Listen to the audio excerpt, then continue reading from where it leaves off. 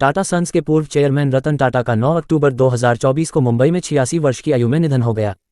रतन टाटा की जीवनी, जन्म, आयु, शिक्षा, परिवार, उत्तराधिकारी, कुल संपत्ति, पुरस्कार, सबक और अधिक। टाटा सन्स के पूर्व चेयरमैन रतन टाटा का 9 अक्टूबर 2024 को मुंबई में 86 वर्ष की आयु में निधन हो गया। एक प्रसिद्ध उद्योगपति और परोपकारी व्यक्ति, टाटा ने टाटा समूह को वैश्विक सफलता दिलाई और कई उपक्रमों में निवेश किया। उनका निधन भारत के व्यापार जगत और परोपकार के लिए एक महत्वपूर्ण क्षति है। रतन टाटा की जीवनी, जन्म, आयु, शिक्षा, परिवार, उत्तराधिकारी, कुल संपत्ति और अधिक। रतन टाटा एक प्रमुख भारतीय उद्योगपति, परोपकारी और टाटा समूह के पूर्व अध्यक्ष हैं, जिन्हें व्यापार परिदृश्य में उनके महत्वपूर्ण योगदान और उनके परोपकारी प्रयासों के लिए जाना जाता है। रतन टाटा का 86 वर्ष की आयु में निधन हो गया है। उम्र से संबंधित स्वास्थ्य समस्याओं के कारण मुंबई के ब्रीच कैंडी अस्पताल में भर्ती होने के बाद 9 अक्टूबर 2024 को उनकी मृत्यु की पुष्टि की गई, जहां बाद में उन्हें आईसीयू में ले जाया गया। रतन टाटा के जीवन पर पुस्तकें और पढ़ने के लिए सुझाव। विश्व मानसिक स्वास्थ्य दिवस 2024, पुरुषों और महिलाओं के लिए सकारात्मक बने रहने और खुद को बेहतर बनाने के लिए 30 जोड़ उद्धरण। रतन टाटा की जीवनी, जन्म 28 दिसंबर 1937, आयु 86 वर्ष, शिक्षा कॉर्नेल विश्वविद्यालय, हार्वर्ड बिजनेस स्कूल। परिवार नवल टाटा, पिता सूनी कमिसारी, मां पेशा। टाटा सन्स और टाटा समूह की पूर्व अध्यक्ष, परोपकारी इन्वेस्टर। शीर्षक टाटा सन्स और टाटा समूह के मानद अध्यक्ष, पूर्ववर्ती JRD टाटा पुरस्कार, पद्म विभूषण 2008, पद्म भूषण 2000। निवल मूल्य रु 3800 करोड़। प्रसिद्ध उद्धरण, मैं सही निर्णय लेने में विश्वास नहीं करता, मैं निर्णय लेता हूं और फिर उन्हें सही बनाता हूं। शक्ति और धन मेरे दो मुख्य हित नहीं हैं। रतन टाटा, जन्म, आयु, परिवार और शिक्षा। 28 दिसंबर 1937 को बॉम्बे, ब्रिटिश भारत, वर्तमान मुंबई में जन्मे रतन टाटा, नवल टाटा और सूनी कमिसारी के बेटे हैं। जब रतन टाटा 10 साल के थे तब वे अलग हो गए थे। उसके बाद उन्हें JN पेटेड पारसी अनाथालय के माध्यम से उनकी दादी नवाजबाई टाटा ने औपचारिक रूप से गोद ले लिया था। रतन टाटा का पालन पोषण उनके सौतेले भाई नोएल टाटा, नवल टाटा और सिमोन टाटा के बेटे के साथ हुआ।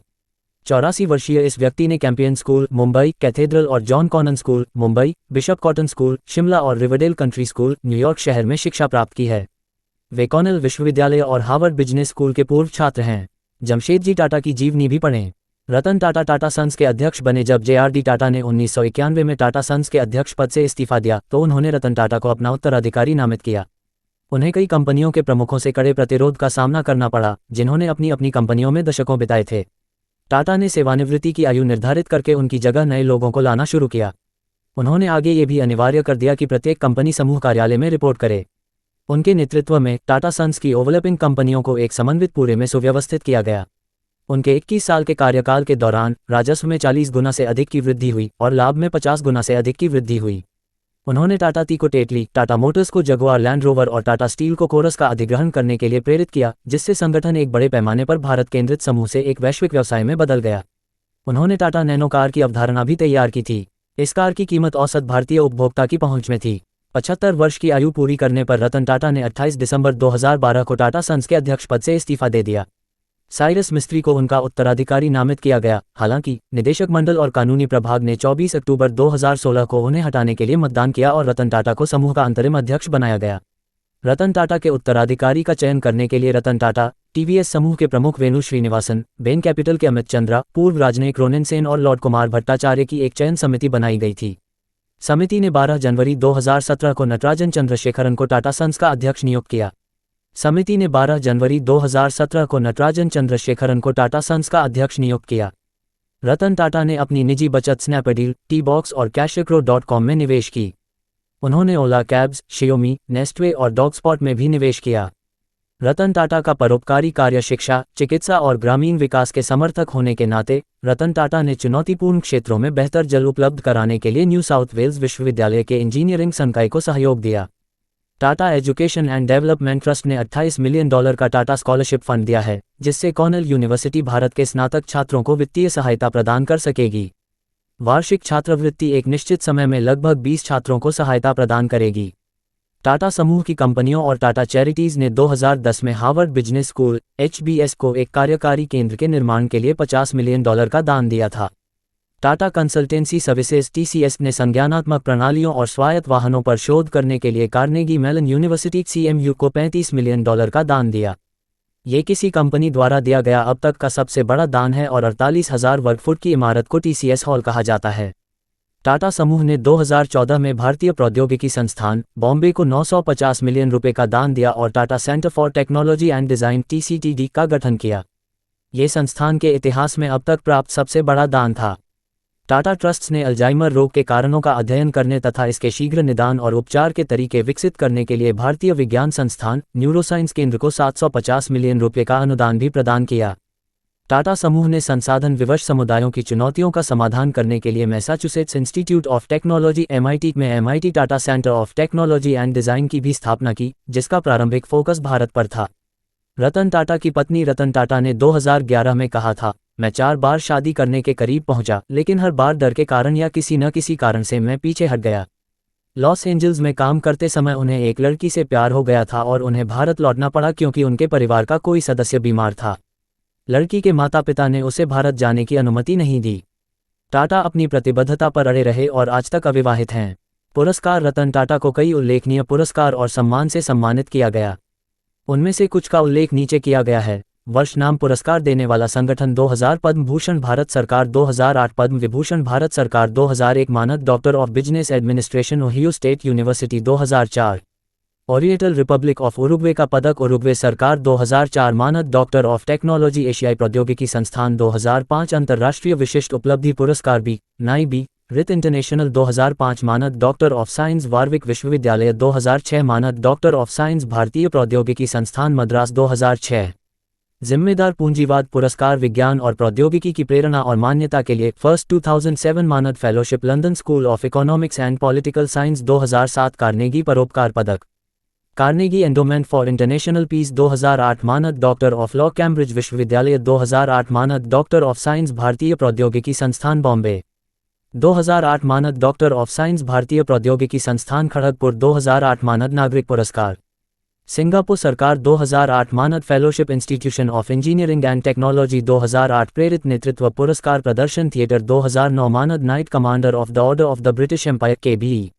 महारानी एलिजाबेथ द्वितीय 2009-2008 के लिए इंजीनियरिंग में आजीवन योगदान पुरस्कार भारतीय राष्ट्रीय इंजीनियरिंग अकादमी 2009 इतालवी गणराज्य के ऑर्डर ऑफ मेरिट के ग्रैंड ऑफिसर इटली सरकार 2010 मानद डॉक्टर ऑफ लॉ कैम्ब्रिज विश्वविद्यालय 2010 हेड्रियन पुरस्कार विश्व स्मारक निधि 2010 ओस्लो बिजनेस फॉर पीस पुरस्कार Business for Peace Foundation 2010 Legend in Leadership Award Yale विश्वविद्यालय 2010 मानद डॉक्टर ऑफ लॉस पेपरडाइन विश्वविद्यालय 2010 शांति के लिए व्यापार पुरस्कार बिजनेस फॉर पीस फाउंडेशन 2010 वर्ष का बिजनेस लीडर एशियाई पुरस्कार 2012 मानद fellow Royal Academy of Engineering 2012 doctor of business की मानद उपाधि New South Wales University 2012 Grand Cordon of the order of the Rising Sun Japan सरकार 2013 विदेशी सहयोगी जापान सरकार 2013 विदेशी सहयोगी राष्ट्रीय इंजीनियरिंग अकादमी 2013 दशक के परिवर्तनकारी नेता भारतीय मामले भारत नेतृत्व सम्मेलन 2013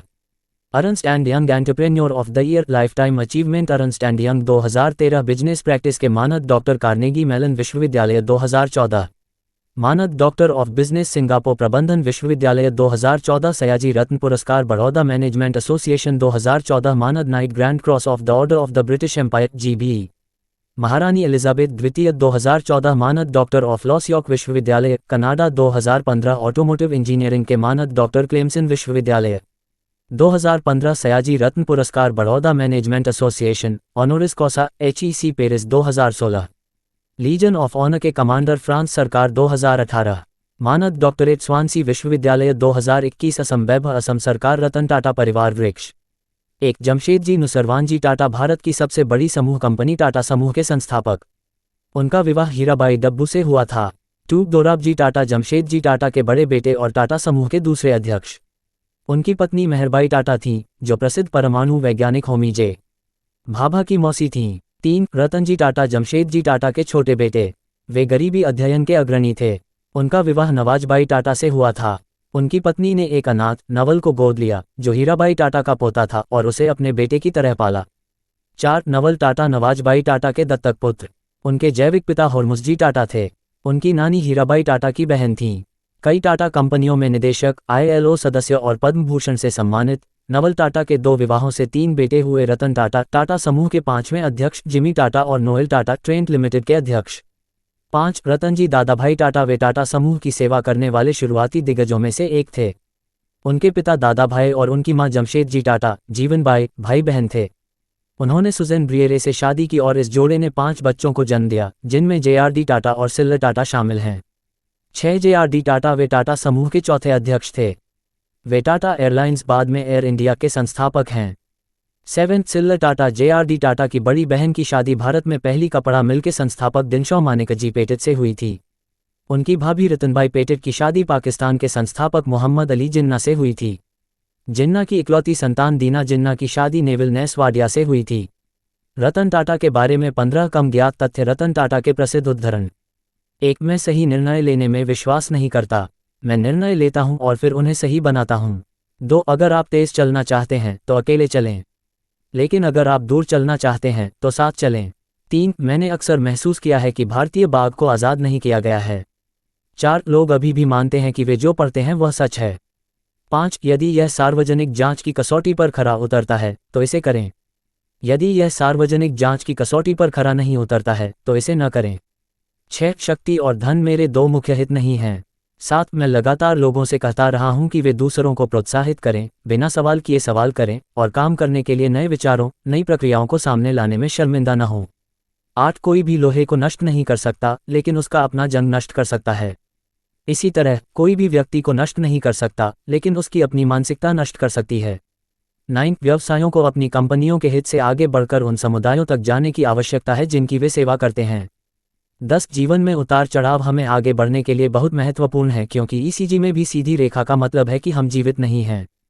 11 उन मूल्यों और नैतिकताओं के अलावा जिनके अनुसार मैंने जीने की कोशिश की है, जो विरासत में अपने पीछे छोड़ना चाहता हूं, वह बहुत सरल है कि मैंने हमेशा उस बात के लिए आवाज़ उठाई है जिसे मैं सही मानता हूं, और मैंने जितना संभव हो सके उतना निष्पक्ष और न्यायसंगत होने की कोशिश की है। 12 मैं उन लोगों की प्रशंसा करता हूं जो बहुत सफल हैं, लेकिन अगर वह सफलता बहुत अधिक निर्दयता से हासिल की गई है तो मैं उस व्यक्ति की प्रशंसा तो कर सकता हूं, लेकिन उसका सम्मान नहीं कर सकता। 13 ऐसी कई चीज़ें हैं जिन्हें अगर मुझे दोबारा जीना पड़े तो शायद मैं किसी और तरीके से करूं, लेकिन मैं पीछे मुड़कर यह नहीं सोचना चाहूंगा कि मैं क्या नहीं कर पाया। 14 गंभीर मत बनो, जीवन का आनंद लो जैसा कि यह आता है। 15 मैं हमेशा भारत की भविष्य की संभावनाओं के बारे में बहुत आश्वस्त और बहुत उत्साहित रहा हूं। मुझे लगता है कि यह बहुत संभावनाओं वाला एक महान देश है। 16 आज से 100 साल बाद मुझे उम्मीद है कि टाटा समूह आज की तुलना में बहुत बड़ा होगा। इससे भी महत्वपूर्ण बात यह है कि मुझे उम्मीद है कि समूह को भारत में सर्वश्रेष्ठ माना जाएगा। जिस तरह से हम काम करते हैं, जो उत्पाद हम वितरित करते हैं, उसमें सर्वश्रेष्ठ और हमारे मूल्य प्रणाली और नैतिकता में सर्वश्रेष्ठ। इतना कहने के बाद मुझे उम्मीद है कि अब से 100 साल बाद हम भारत से कहीं आगे तक अपने पंख फैलाएंगे। 17 लोग जो पत्थर तुम पर फेंकते हैं उन्हें ले लो और उनका इस्तेमाल एक स्मारक बनाने में करो। 18 मैंने एक ऐसे व्यक्ति का अनुसरण किया जिसके जूते बहुत बड़े थे। उसके जूते बहुत बड़े थे। श्री JRD टाटा। वह भारतीय व्यापार समुदाय में एक किंवदंती थे। वह 50 वर्षों तक टाटा संगठन के शीर्ष पर रहे थे। आप लगभग ये सोचने लगे थे कि वह हमेशा के लिए वहां रहने वाले हैं। 19 युवा उद्यमी भारतीय पारिस्थितिकी तंत्र में बदलाव लाएंगे। 20 मैं कहूंगा कि एक चीज़ जो मैं अलग ढंग से करना चाहता हूं, वह है अधिक मिलनसार होना। 21 मजबूत लोग जीते हैं और कमज़ोर लोग मर जाते हैं। कुछ खून खराबा होता है और उससे एक बहुत ही कमज़ोर उद्योग उभरता है जो जीवित रहने की प्रवृत्ति रखता है। 22 टाटा में हम मानते हैं कि यदि हम किसी उद्योग में शीर्ष 3 में नहीं हैं तो हमें गंभीरता से विचार करना चाहिए कि शीर्ष 3 खिलाड़ियों में से एक बनने के लिए क्या करना होगा, या उद्योग से बाहर निकलने के बारे में सोचना चाहिए। रतन टाटा का निधन भारत और व्यापार जगत के लिए क्षति। उनकी मृत्यु मुंबई के ब्रीच कैंडी अस्पताल में हुई, जहां उन्हें रक्तचाप में अचानक गिरावट के कारण भर्ती कराया गया था। शुरुआत में उन्होंने 7 अक्टूबर को अपने स्वास्थ्य के बारे में लोगों को आश्वस्त किया था। उन्होंने कहा कि वे उम्र से संबंधित नियमित जांच करवा रहे थे, लेकिन बाद में उनकी हालत बिगड़ गई और उन्हें ICU में ले जाया गया। विभिन्न क्षेत्रों से श्रद्धांजलि दी गई है। उद्योगपति हर्ष गोयनका ने सोशल मीडिया पर अपनी संवेदना व्यक्त करते हुए टाटा को ईमानदारी का प्रतीक बताया और व्यवसाय और समाज दोनों पर उनके गहन प्रभाव को स्वीकार किया। रतन टाटा ने हाल ही में स्वास्थ्य संबंधी अटकलों को संबोधित करते हुए कहा था कि वह अपनी उम्र के कारण नियमित चिकित्सा जांच करवा रहे हैं। ये खबर भारतीय उद्योग जगत के लिए एक महत्वपूर्ण क्षण है, क्योंकि रतन टाटा न केवल टाटा समूह के विकास में एक महत्वपूर्ण व्यक्ति थे, बल्कि एक सम्मानित परोपकारी व्यक्ति भी थे जो अपने नैतिक नेतृत्व और सामाजिक कारणों के प्रति प्रतिबद्धता के लिए जाने जाते थे।